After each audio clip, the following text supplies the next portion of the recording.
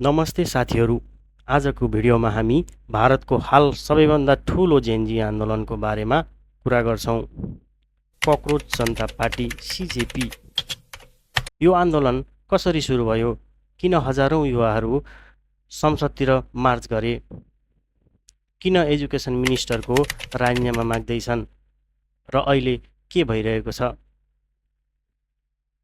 भारतमा एउटा cockroach party बनेको छ, हो ककरोच जनता पार्टी। यो नाम किन राखियो?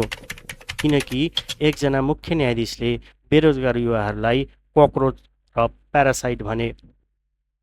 त्यही शब्दलाई युवाहरूले हतियार बनाए।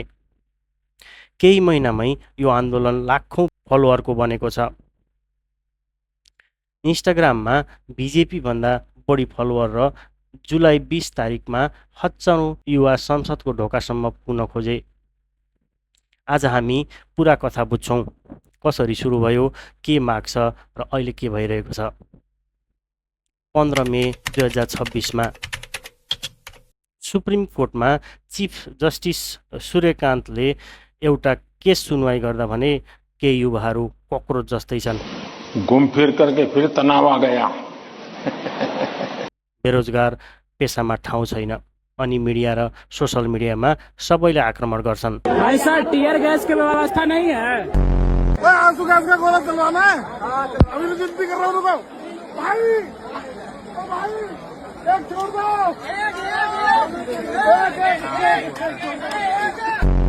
अंकल क्या कर रहे हो? फेंकना तो बता देना ना फिर। आंसू गैस फेंका था, पर कभी टेस्ट नहीं किए थे कैसा होता है। जाके खुद घुस गए धुआं में और बड़ी कड़क मार लगाई। यद्यपि पछि उनले स्पष्ट पारे कि यो कुरा नक्कली डिग्री भएकाहरूलाई भनेको हो। तर शब्द ककरोच भाइरल भयो। अर्को दिन मे 16, 2026 मा बोस्टन युनिभर्सिटीबाट हालै स्नातक गरेका 30 वर्षीय अभिजित दिप्केले इन्स्टाग्राम र एक्समा पोस्ट गरे, के हुन्छ यदि सबै ककरोच एकै ठाउँमा आए। उनले गुगल फर्म खोले, ककरोच जनता पार्टी। केही दिनमै लाखौं साइन अप, इन्स्टाग्राम एकाउन्ट र 2 करोड भन्दा बढी फलोअर। अभिजित पहिले आम आदमी पार्टीको सोशल मिडिया टिममा थिए। हमारे ऊपर कीचड़ फेंका गया। 24 घंटे टीवी चैनलों के ऊपर डिबेट चलते थे, खबरें दिखाई जाती थी केजरीवाल भ्रष्ट है, केजरीवाल भ्रष्ट है।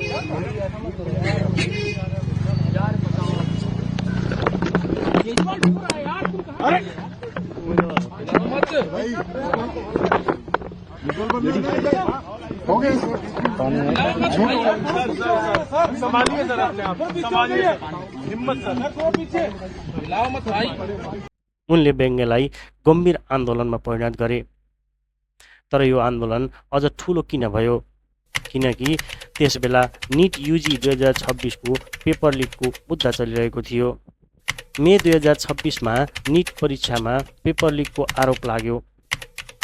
लगभग 20 लाख विद्यार्थी प्रभावित भए। केहीले आत्महत्या गरे। यो एउटा घटना मात्र थिएन, भारतमा परीक्षा लिक बारम्बार हुने समस्या हो। युवाहरूको भविष्य परीक्षामा निर्भर छ। डाक्टर, इन्जिनियर, सरकारी जागिर सबै। जब परीक्षा नै भर पर्दो छैन भने युवाहरूले के विश्वास गर्ने? आपके हाथ में ब्लैंक पोस्टर क्यों है? ब्लैंक पोस्टर नहीं है मैम, ये एक्चुअली क्या है, मोदी जी के अच्छे काम लिखे हुए हैं। अच्छा, मुझे दिख नहीं रहा एक्चुअली। वो आपने एक्चुअली अंधभक्ति का चश्मा नहीं पहन रखा, आप पहले उसको पहनिए। जब उसको पहनेंगे तब आपको पूरी लिस्ट दिखेगी। और आगे ही नहीं, अच्छे कामों की लिस्ट नहीं जाती, मुझे पीछे भी लिखने पड़े हैं, आप पीछे भी पढ़ सकते हैं। सीजेपीले यही मुद्दालाई उठाए। माग स्पष्ट थियो, एजुकेसन मिनिस्टर धर्मेन्द्र प्रधानको राजीनामा, परीक्षा प्रणालीमा सुधार, आत्महत्या गरेका सबै विद्यार्थीका परिवारलाई क्षतिपूर्ति, आन्दोलनकारी विरुद्धको कुनै मुद्दा नचल्ने।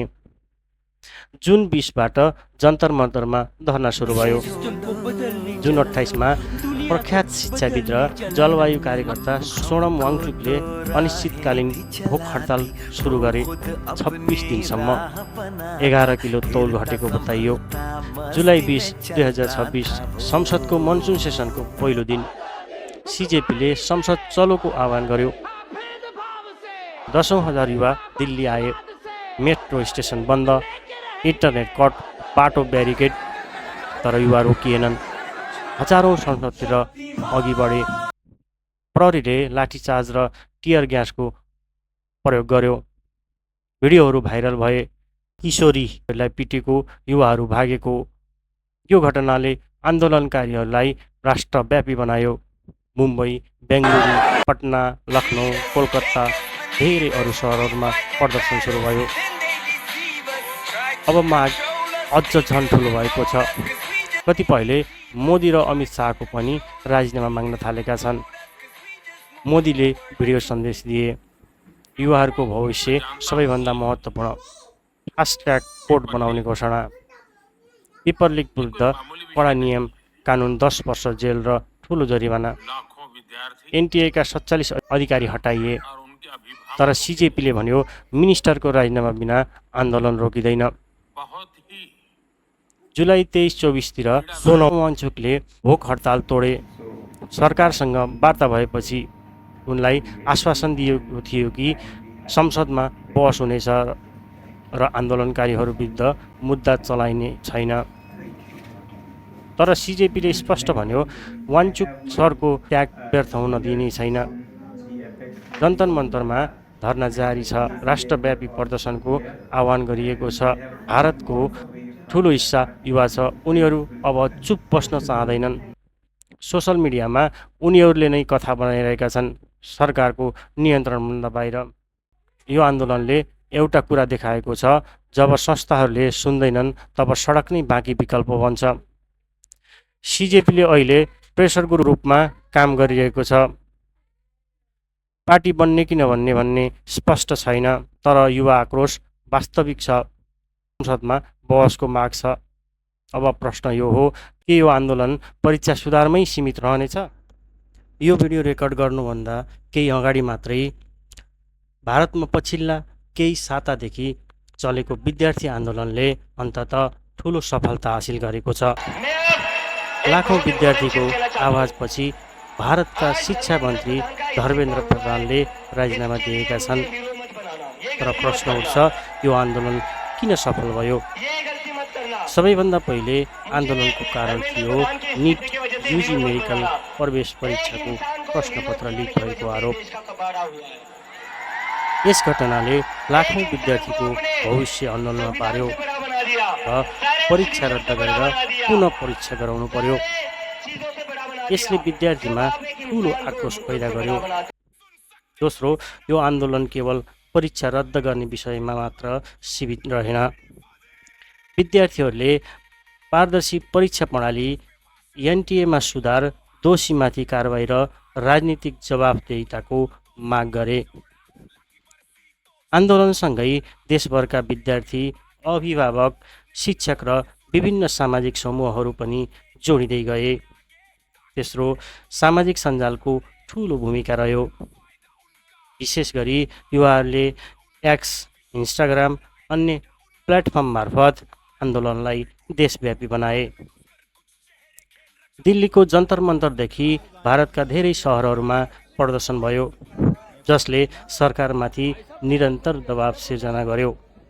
अन्ततः सरकारमाथि बढ्दो दबावका कारण शिक्षा मन्त्री धर्मेन्द्र प्रधानले राजीनामा दिए।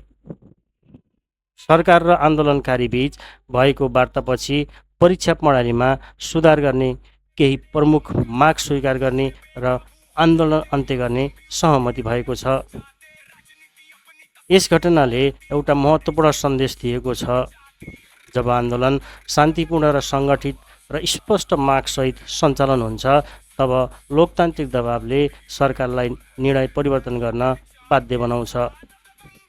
तपाईलाई यो आन्दोलनबाट के सिक्न सकिन्छ जस्तो लाग्छ? आफ्नो विचार कमेन्टमा अवश्य लेख्नुहोस्। यस्तै तथ्यमा आधारित भिडियोको लागि लाइक, सेयर र च्यानललाई सब्स्क्राइब गर्न नबिर्सनुहोला। धन्यवाद। जय नेपाल।